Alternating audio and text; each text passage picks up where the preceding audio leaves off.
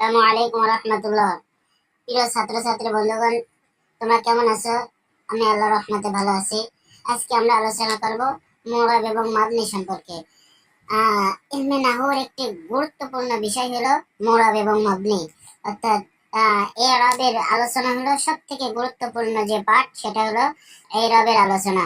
আজকে ইনশাল্লাহ আমরা এরাব সম্পর্কে সামান্য কিছু ধারণা নেব। ইনশাল্লাহ আমরা ধাপে ধাপে এই ক্লাসগুলো করব এবং এরাবের যে যে সমস্ত আলোচনা আছে আমরা সমস্ত আলোচনাগুলো ধীরে ধীরে আমরা শেষ করব ইনশাআল্লাহ। সম্মানিত শিক্ষার্থী বৃন্দগণ, আজকে আমরা আলোচনা করব মুরাব সম্পর্কে।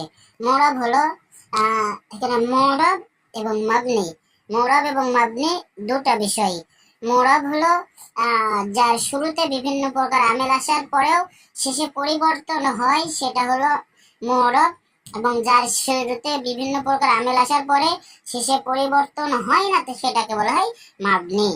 অর্থাৎ আমিলের কারণে পরিবর্তন হলে সেটা মুরাব, আর আমিলের কারণে পরিবর্তন না হলে পরে সেটা হলো মাবনি। প্রিয় শিক্ষার্থী বন্ধুগণ, জেনে রাখা ভালো যে আমরা যে বিষয়ে আলোচনা করব, এই রবের আলোচনা করতে গেলে কয়েকটা বিষয়ের দিকে আমাদেরকে অত্যন্ত লক্ষ্য রাখতে হবে। সেই বিষয়ের মধ্যে থেকে সর্বপ্রথম আমাদের জানতে হবে সেটা যে আমেল, মুরাব, ইরাব, মুহাল্লা ইরাব এগুলো কি এবং এদের কাজ কি। আমেল বলা হয় যার যে শব্দের কারণে পরিবর্তন হয়, অর্থাৎ যার কারণে পরিবর্তন হবে সেটাকে আমেল বলা হবে। মুরাব বলা হবে যে শব্দে পরিবর্তন হবে সেটাকে বলা হবে মুরাব, এবং যে পরিবর্তনটা হবে সেটাকে বলা হবে এরাব।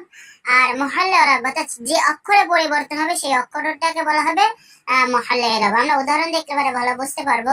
যে দেখেন, জা জাইদুন, রাইতু জাইদান, মারারতু বি জাইদিন। এখানে জা এই জা আর কারণে জাইদুনের শেষে কি হয়েছে? পরিবর্তন হয়েছে। যা যার কারণে জাইদুনের পেশে এখানে কি হয়েছে? দুই পেশ হয়েছে। রাইতু জাইদান, এই রাইতুর কারণে এখানে দুই জবর হয়েছে। মারারতু বি জাইদিন, এই হরফে জর আসার কারণে এখানে জাইদিন হয়েছে, দুই জের হয়েছে। এই যে জা এই জা শব্দটি কি হবে? জাহারা শব্দটি আমেল। জাটা শব্দটি কি হবে? এই জা শব্দটি আমেল। জাইদুন মুরাব অর্থাৎ মামুল, জাইদে পরিবর্তন হয়েছে।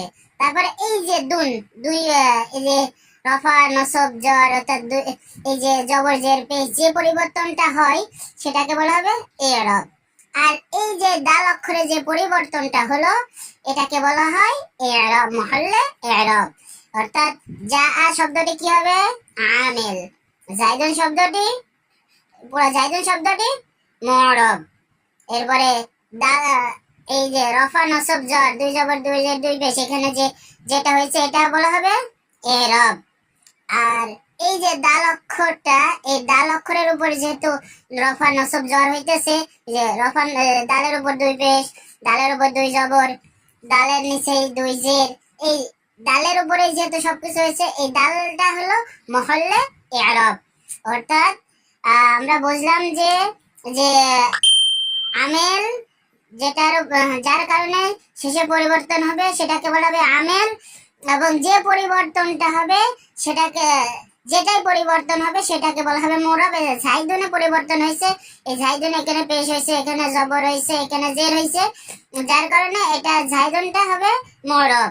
আর এই যে জবর দুই জের এগুলো হবে এরাব। আর এই যে দাল অক্ষরে প্রত্যেকটা দালে যে জবর জের পেশ হয়েছে এগুলো হলো মুহাল্লা ইরাব।